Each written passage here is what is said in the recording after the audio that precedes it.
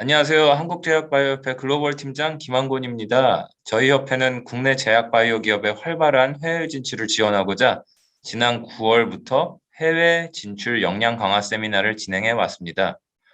그 첫 번째 시리즈로 멕시코 시장 진출을 주제로 매월 현지 전문가들의 강의를 듣는 시간을 가져왔습니다. 그간 매회 많은 분들께서 참석하시어 멕시코 시장에 대한 열의를 보여주시고 활발한 질의도 해주셨는데요. 오늘은 멕시코 시장에 대한 마지막 주제로 현지 법인 설립 과정 및 고려 사항에 대해서 다뤄보려고 합니다. 오늘도 역시 이른 아침부터 참석해주신 모든 분들께 감사드리며 비즈니스에 필요하신 유익한 정보 많이 얻어갈 수 있는 시간이 되시기를 바랍니다. 오늘 발표를 해주실 김영곤 변호사님은 멕시코 현지의 변호사이시자 회계사시고 현지에서 법률, 회계, 조세 관련 다양한 서비스를 제공하는 컨설팅 회사를 운영 중이십니다. 오랜 기간 현지에서 생활하고 비즈니스를 하신 노하우를 바탕으로 기업 관계자들의 멕시코 시장 진출에 꼭 필요한 유익한 정보들을 전달해 주실 예정입니다. 오늘 발표는 통역 없이 한국어로 진행되고 발표 이후에는 질의응답 시간이 이어질 예정이니 질의가 있으신 분들은 발표 중간에라도 채팅창이 아닌 화면 하단의 Q&A 창을 통해서 질문을 남겨주시기 바랍니다. 그럼 오늘 발표를 해주실 김영곤 변호사님을 모시겠습니다. 안녕하십니까. 김영곤 변호사입니다.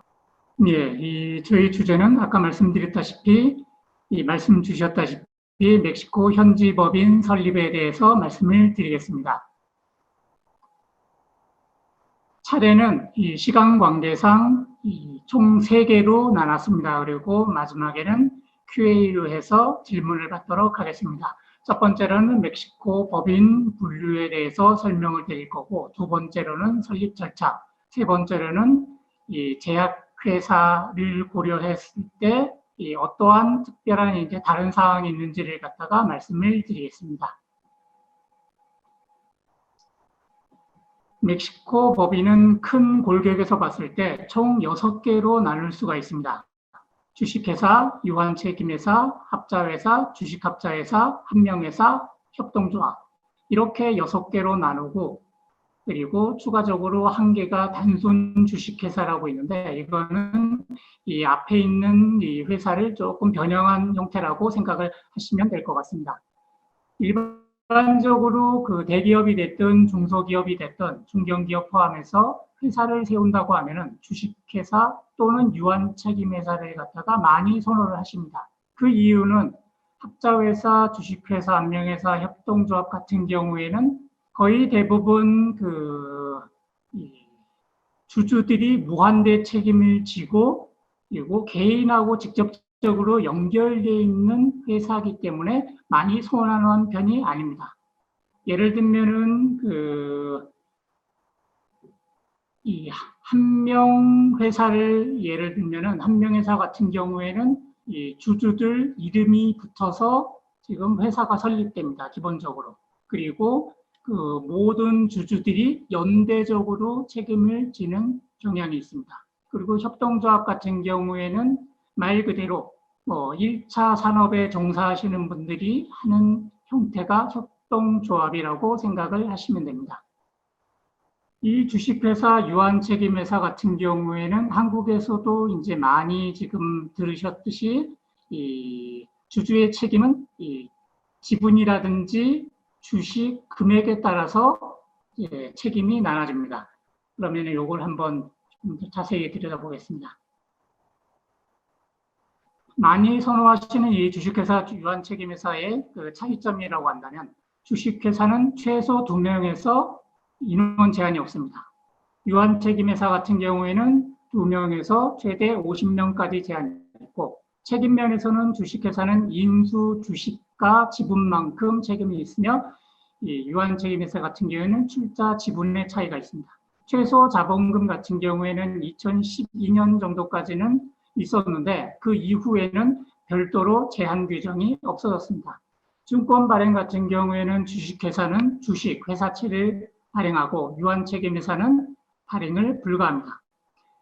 멕시코 경우에는 일반적으로 이 증권이 발행되지 않고 회사 정관에 주식이 표시됩니다. 그래서 일부 멕시코의 회사를 갖다가 설립하시는 분들은 이제 주식 채권을 갖다가 이제 좀 보았으면 좋겠다 이렇게 말씀을 하시는 분들이 종종 계시는데, 멕시코에는 회사 정관에서 나타나지 별도로 증권을 발행하거나 그러지는 않습니다. 그래서 증권을 뭐 다른 사람에게 이제 뭐 판매를 하든가 하면은 주주총회를 열어서 그 개정된 이 정관에 나타나게 됩니다. 그리고 감사 부분에서도 틀린 부분이 있는데, 주식회사 같은 경우에는 반드시 감사가 들어가는 반면에 유한책임회사 같은 경우에는 선택입니다. 그리고 주식회사는 대규모 사업체에서 선호하는 경향이 있고, 유한책임회사는 중소규모 사업체에서 선호하는 경향이 있습니다. 조세 부분에서 봤을 경우에는 주식회사, 유한책임회사 구분해서 별도로 차이는 없습니다. 그리고 이제 여기에는 표시되어 있지 않지만, 이 회계적인 면에서 이 주식회사, 유한책임회사는 그 발생주의를 기본으로 해서 세금을 계산하고 있습니다.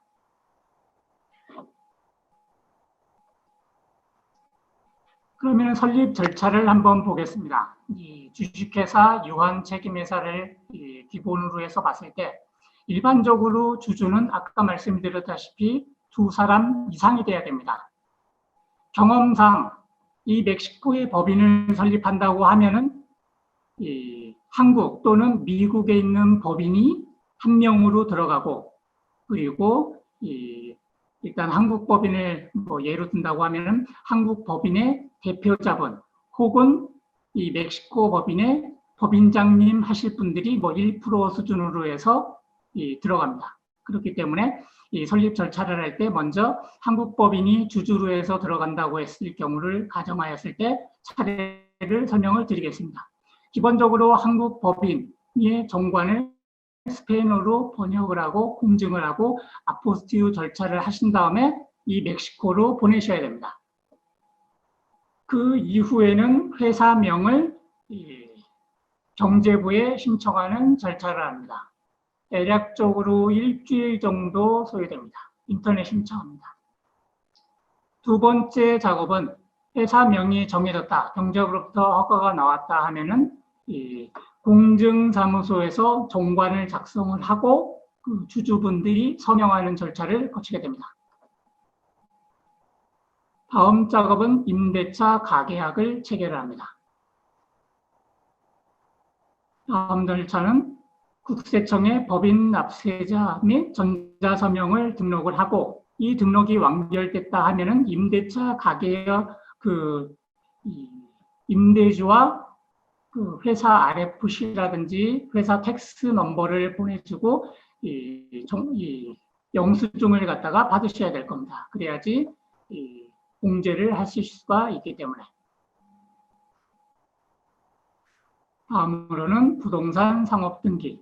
여기까지만 하신다고 하면은 법인의 법적인 설립은 전부 다 완결됐습니다. 그리고 필요에 따라서 직원이 있을 경우에는 의무적으로 사회보험청에 직원을 등록하고, 그리고 지방 국세청에 또 페이롤 텍스도 등록을 하고, 그리고 이민청 등록 같은 경우에는 설립된 멕시코 법인의 법인장님이 만약에 외국인이다, 즉 한국인이다, 미국분이다, 혹은 외국인이 근무를 한다고 했을 경우에는 반드시 이민청에 그 설립된 법인의 그 외국인이 고용할 거라는 것을 신고를 하셔야 됩니다.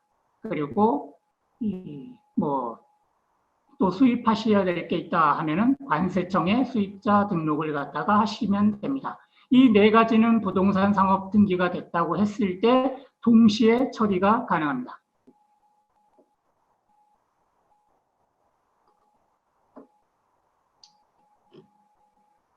세 번째로는 마지막으로 제약 관련 기타 고려사항을 갖다가 말씀을 드리겠습니다.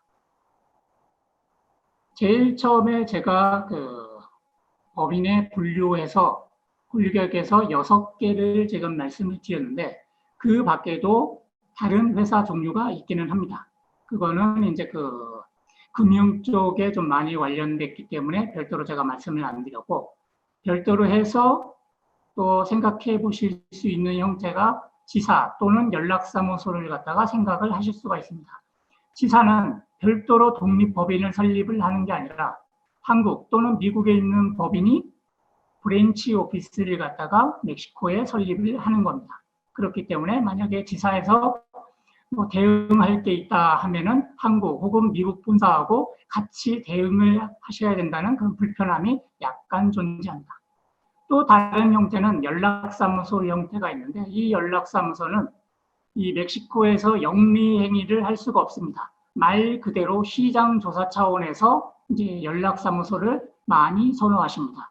대부분 제약이라든지 금융 쪽에서 많이 선호를 하시는데, 처음 설립을 하실 때 투자 자금이 좀 많이 지금 소요되기 때문에 시장 조사를 먼저 하고 이후 한 2, 3년 후에 좀 뭐 투자 매력이라든지 여러 방안을 이제 고려를 했을 때 좀 메리트가 있다, 그렇게 좀 생각이 있으시다면은 일단은 연락사무소를 설치를 하시고 시장 상황을 실지에서 파악을 하신 후에 이 독립법인 형태라든지 해서 설립을 하시는 경우에 연락사무소를 많이 선호하십니다.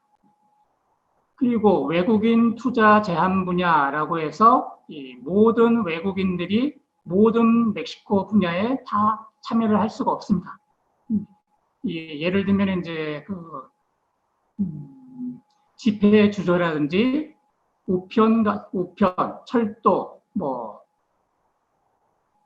그리고 석유, 산출 또는 이제 석유 탐사 같은 경우에는 외국인 투자에 제한되어 있습니다. 또 아까 말씀드린 외국인 멕시코 법인 투자 회사들 중에 한 개는 또 협동조합이 있었는데, 협동조합 같은 경우에는 이 외국인 투자가 한 10% 정도 제한됩니다. 이 제약이라든지 의약 관련해서는 특별하게 제한 퍼센테이지라든지 제한 조건이 없습니다.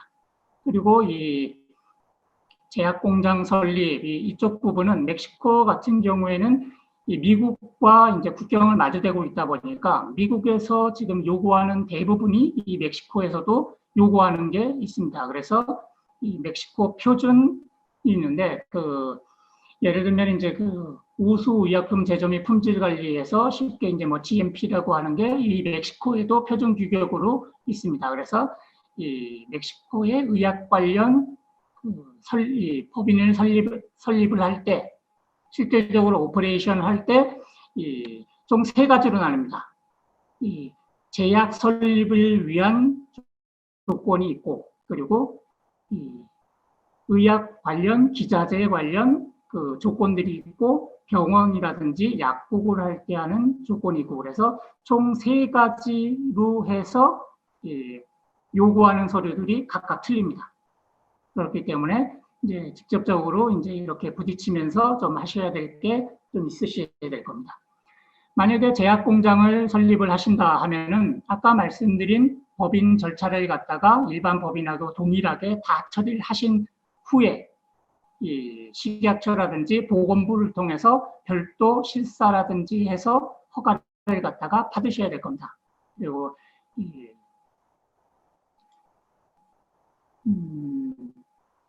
그리고 이 제약 공장이 또 이제 설립 중이라도 실질적으로 어떻게 진행되는지를 갖다가 이 보건청에 신청을 갖다가 하실 필요가 있을 겁니다. 그래서 일반적으로 지금 제가 알기로 이 보건청에 이 공장이 어떤 식으로 지금 됐는지를 갖다가 실사를 신청을 할 때 대략적으로 한 5,000불이 정도 되고, 그리고 지역에 따라서 출장비가 추가되기도 합니다.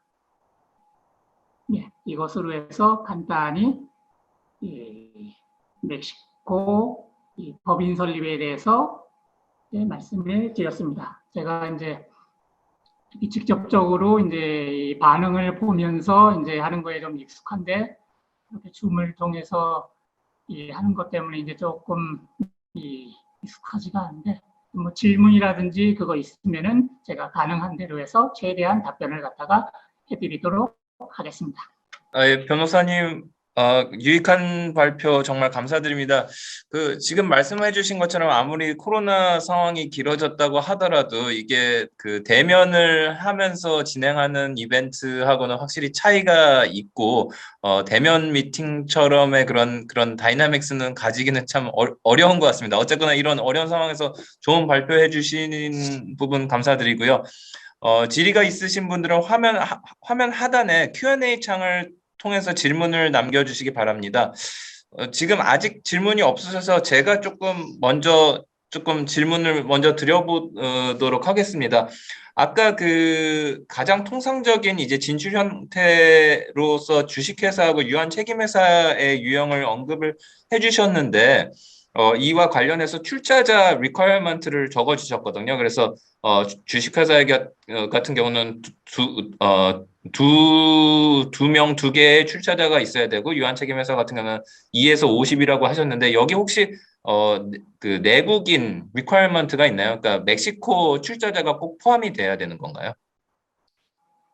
그런 제한 조건은 없습니다. 그 두 명이라고 지금 돼 있는 게 이 어떤 일반 개인뿐만 아니라 법인도 하나로 칩니다. 그래서 두 명이다 그러면은 개인 법인, 법인 이렇게도 지금 가능합니다. 그래서 아까 말씀드렸다시피 이쪽에 이 멕시코에 이 법인을 설립하시는 분들이 최소 두 명으로 해서 맞추시는 게 어떤 식으로 많이 하시냐면은 그 한국 혹은 미국 본사에서 99% 혹은 99.9% 지분을 갖고 있고 법인장님이 0.1% 혹은 1% 또는 그 한국 본사에 있는 그 대표자 분이 개인 자격으로 해서 뭐 1% 이런 식으로 해서 많이 선호들 하십니다.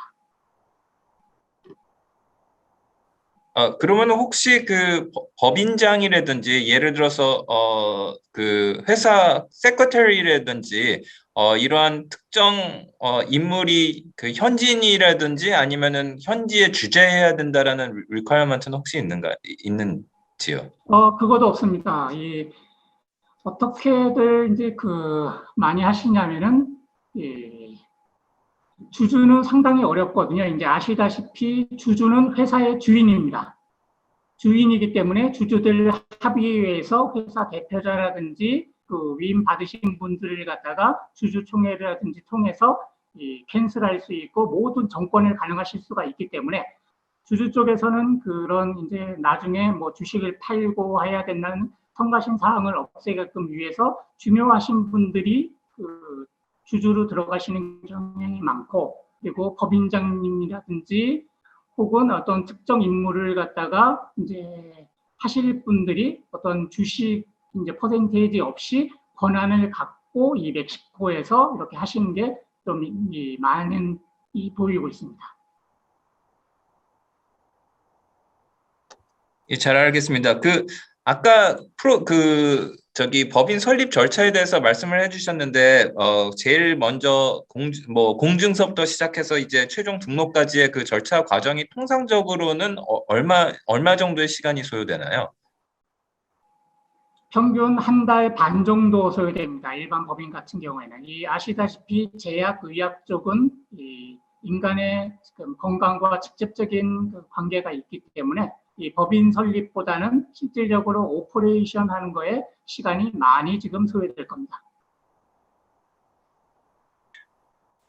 그리고 변호사님께서 아까 그런 어떤 시장의 동향이나 시장의 가능성을 가늠하기 위해서 연락사무소 형태로 초기 진출을 하는 곳이 많다라고 하셨는데, 이 연락사무소 같은 경우는 그러면은 예를 들어서 비자 이슈, 이민법적인 그런 이슈들을 하는데 어떤 제한 사항은 없을까요?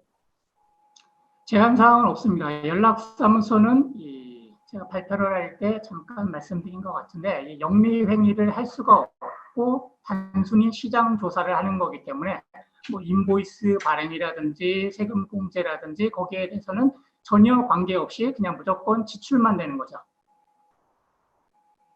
그러면은 연락사무소 소속으로 멕시코에 오시게 되는 그런 분들께서는 그런 기간적으로는 얼마나 스테이를 하실 수 있는 건가요? 그리고 어떤 그런 연락사무소 소속을 위해서 별도의 비자 신청을 해야 되는 건가요?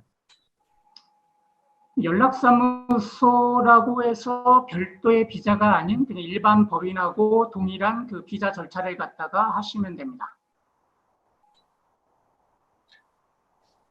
답변 감사드립니다.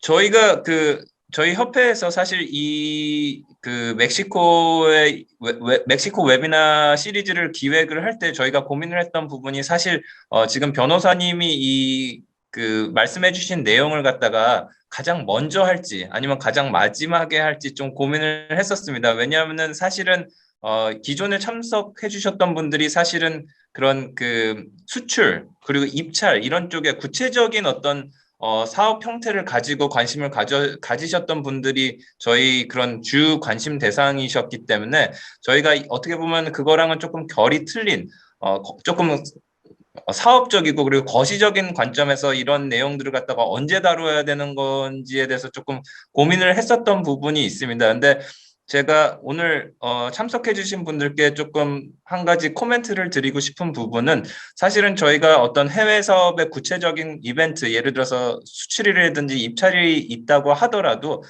저희가 기본적으로 어떤 회사의 탑 매니지먼트의 이런 사업들을 승인을 받을 때 지금 오늘 변호사님께서 설명해 주신 부분들을 큰 그림으로 납득을 시켜야지 사실은 저희가 사업화 진행하기에 굉장히 수월한 부분이 있거든요. 그래서 이런 부분들이 조금 오늘 참석자 여러분들께서 담당하시는 업무와의 결이 조금 틀리다고는 하지만 오늘 들으셨던 내용들이 굉장히 업무 추진함에 있어서 유익한 내용이 됐기를 바랍니다. 혹시 추가적인 질문이 없으시면은 오늘은 조금 좀 예정된 시간보다는 빠르지만 이걸로 정리를 하도록 하겠습니다.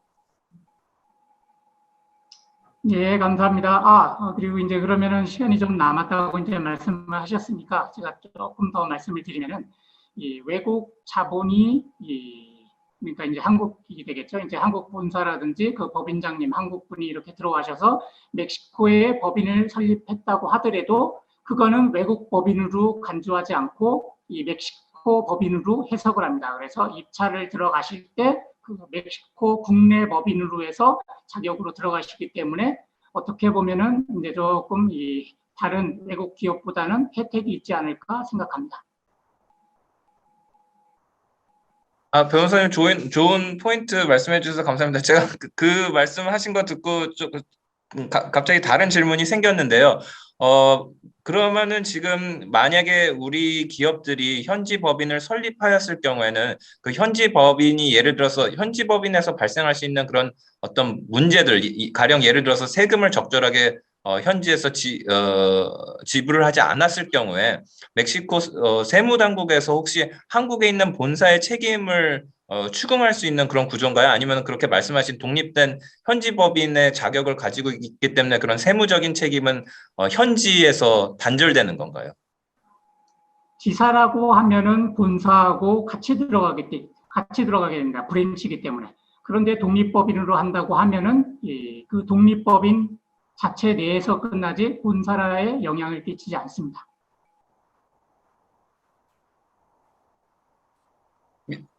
예, 변호사님 좋은 말씀 감사드립니다. 먼저 오늘 현지 시간으로 늦은 시간까지 발표와 질의에 성실히 임해주신 김영검 변호사님께 다시 한번 감사 말씀을 드리고요. 그리고 오늘도 역시 이른 아침부터 멕시코 시장에 관심을 갖고 참여해주신 참석자분들께도 감사 말씀을 드립니다. 저희는 내년에도 해외 시장 진출을 위한 다양하고 유익한 정보를 드리기 위해 계속해서 역량 강화 세미나를 이어갈 예정입니다. 다루었으면 하는 국가 및 주제가 있으시면 언제든 협회 글로벌 팀을 통해 의견 주시기 바라며 저희가 주제 수요조사 메일을 곧 보내드릴 예정인데 꼭 참여하셔서 좋은 의견 많이 주시기 바랍니다. 코로나로 힘든 와중에도 성과 내시느라 올 한 해도 정말 수고 많으셨습니다. 따뜻한 연말 보내시고 저희는 내년에 더 다양한 주제로 찾아뵙겠습니다. 감사합니다. 감사합니다.